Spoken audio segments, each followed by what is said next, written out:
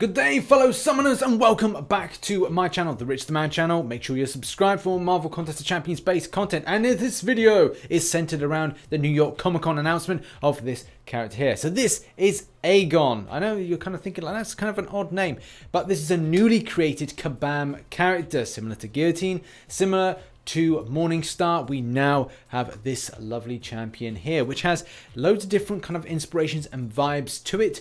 We thought this was kind of going towards a kind of elders type vibe, that it was going to be something that was quite important and significant for the story, but no, this is completely different.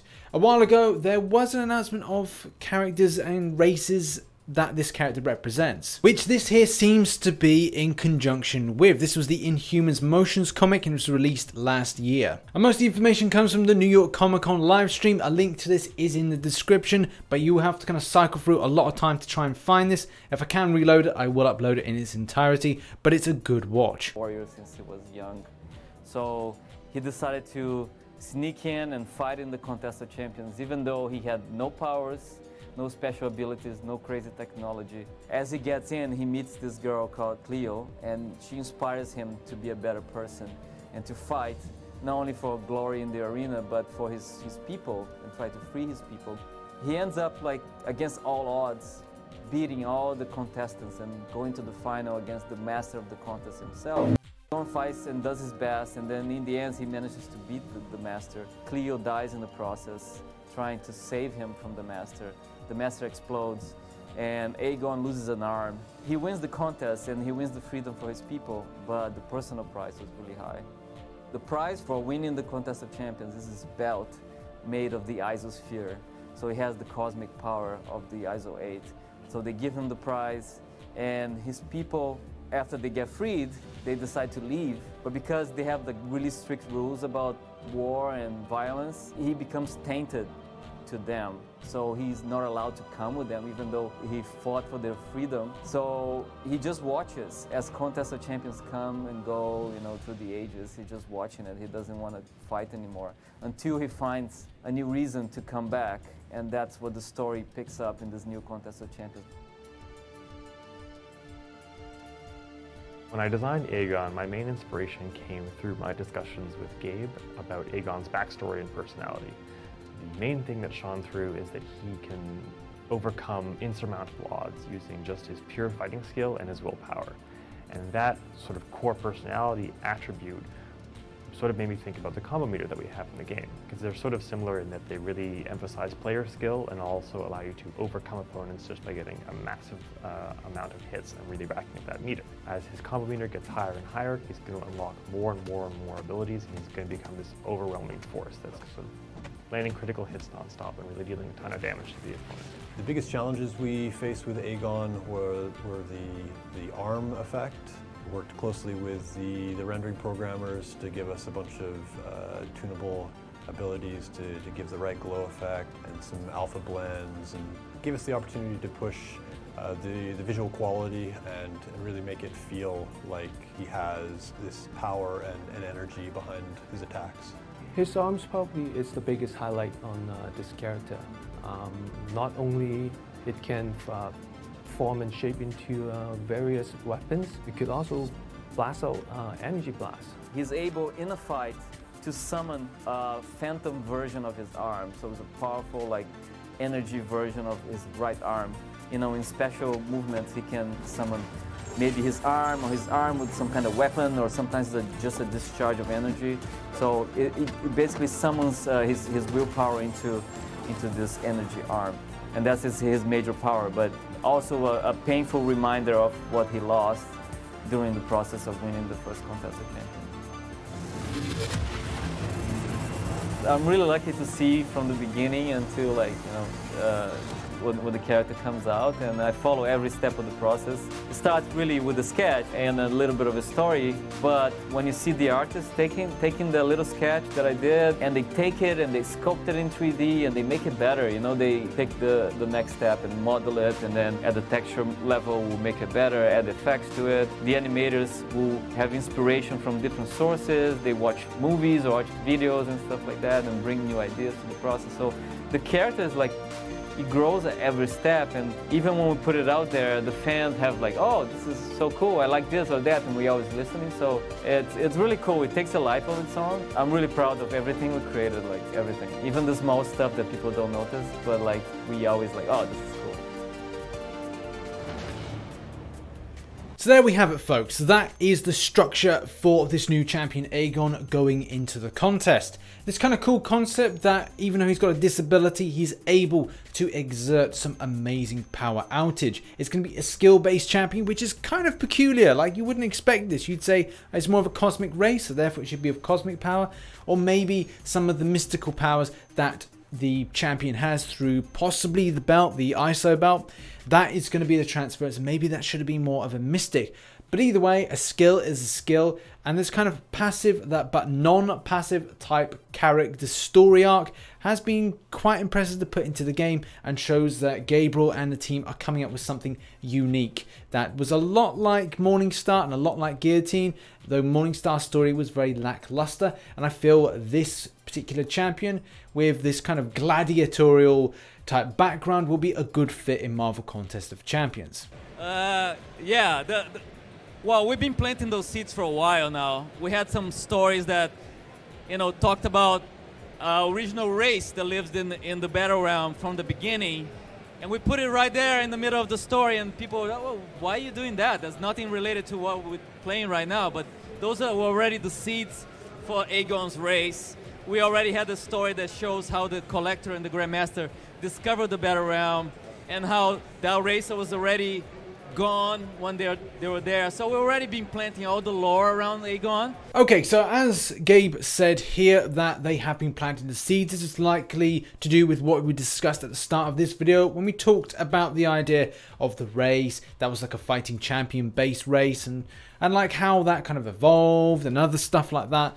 So the Collector came into the contest as it was, but back when it first ever started, the first kind of like glimpse of like an arena or gladiatorial story, this is where Aegon is from. I even like that even through this particular stream they touch on things about phantom pain. So people that have had amputations, and my granddad is one, he lost a leg. He does talk about from time to time about phantom kind of things like phantom pains, which is like the ability to kind of feel that your leg is there but it's not there.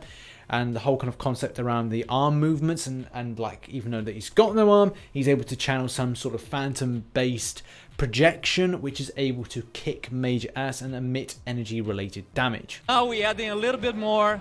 We already created another comic with Luke Ross to tell that story too.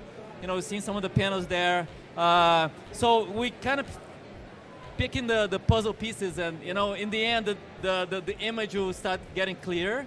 And I can say that Aegon is intimately connected to Act 6 of the game. I'm not saying when Act 6 is coming, but... So as you just heard there, this is our first major bit of link news to Act 6, and Aegon will play some part. What part, we still don't know, but I guess Kabam are actually working on Act 6 at the moment, but as Gabriel said, he can't give an announcement yet. And in future, like how they can go on with this stream, they do mention that there's big things to come next year, and especially in 2020. The first step towards Act 6, because there's a reason why Aegon comes back, and that reason is going to be revealed pretty soon, and that reason is the first step towards Act 6, which is the end of our first arc of stories that started in 2014, Act 1 to 6. So that's pretty amazing news as well, to consider the fact that we've got all these acts together and the story is round circle. So, you know, this race that Aegon is part of is going to be like the starting point, but at the same time it's the ending point. The way that the story has been done is that, well, we've kind of prequeling it, so it's the end, but also it's prequeling the stuff that maybe we didn't know, or maybe Kabam were kind of thinking, right, well, we'll get this started and cooking, but we'll kind of explain it at a later date. So that's really exciting, as well as the idea that Aegon is going to be a massive part, and hopefully it may be like a champion that you go, right, well, we're going to have him in order to make a big difference. So yeah, roll on when the announcement for Act 6 comes. You know, the second character that's coming in this event is the champion of the universe, one of your favorites. Love the champion. Trichos Laterus. because it just made sense. You know, we had the collector, we had the grandmaster. Now the grandmaster is the owner of the contest. The champion will come in and say, "Hey guys, out of my way, nerds." And out of my way, nerds, indeed, Gabe. So, this is the second champion that's been announced. There's no imagery for this champion, but still, it's quite exciting to think the champion is going to be coming to Marvel Contest of Champions. A big character in the Marvel Universe and really darn important for explaining stories with Contest of Champions and other elements. It's like, it's just, even Gabe says this, it's like, you can't have one without the other. So pretty exciting news. And who's gonna, you know, what's the abilities gonna be? We don't know yet, but exciting to hear this news being November. So it's next month. Like, this is crazy. Really excited with day one so far of Comic-Con. This is amazing for the community. Like writing a script for something that's gonna happen in 2020 that I cannot talk about. Secrets. Yeah, we have big plans, and next year is gonna be. I think we need a bigger booth because it's gonna be big. Okay, that comment made me laugh. If anybody's watched Jaws before, when it's like, I think we're gonna need a bigger boat, I think we're gonna need a bigger booth. Pop culture references. If people got that kind of Jaws reference, that was hilarious. But yeah, 2020, guys. That's what Gabe was saying. 2020 is gonna be a big year, and obviously he's saying, oh yeah, it's gonna be big. Now, I don't know, and don't quote me on this one, but it feels like is that a tease for something like Galactus or something, or a bigger character, or just an off-the-cuff remark? I'll leave the comment section to go nuts for your theories. For me, it's like, well, you can't get anything bigger than Galactus because he wouldn't actually fit into anything size-wise. So big, you know, so big. And it's the end of an era with Act 6, which will probably be in 2019, is going to be the end of that. And whether or not that's the end of story mode, it's hard to say. On whether there's going to be a new set of stories. Man, this is exciting times for Marvel Contest of Champions and its evolution. And I personally thought that the game may only last until 2020, but we'll see. As long as they keep making sure that the game is getting better, because sometimes it's not perfect. I mean, last month I didn't really enjoy that month, and it made me just want to play another game, which it did. But this month, you know, it's cool. I'm back to playing more consistently, and with these announcements and the kind of vibe that I'm getting, I'm feeling that, you know, this could like push it at least further into the 2020s. But I don't know what's around the corner. I don't know with stability, but it does look like there's exciting things in Marvel Contest of Champions. So that has been your day one of New York Comic Con roundup, and that's the information that we got from the live stream panel. As I said, the link is in the description if you want to watch the full amount of that.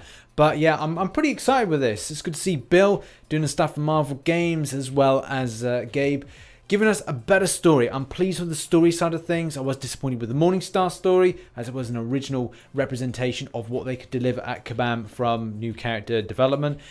But it's good to see a champion like Aegon having so much depth to him, where other champions that they've introduced have not. So yeah, crack on, Kabam. If you can create stuff like that, then absolutely brilliant. Good for you. What are your thoughts in the comments section? Are you excited for the champion? Are you excited for Aegon? Are you excited for potentially Act 6 very soon, and the plans for 2020? Your thoughts in the comments section. I've been RichTheMan. If you enjoyed the video, hit that like button and subscribe for more Marvel Contest of Champions. I'll probably do a day 2 roundup, so look out for that. Make sure you subscribe with notifications on, and I shall catch you on the flip side. Bye bye for now.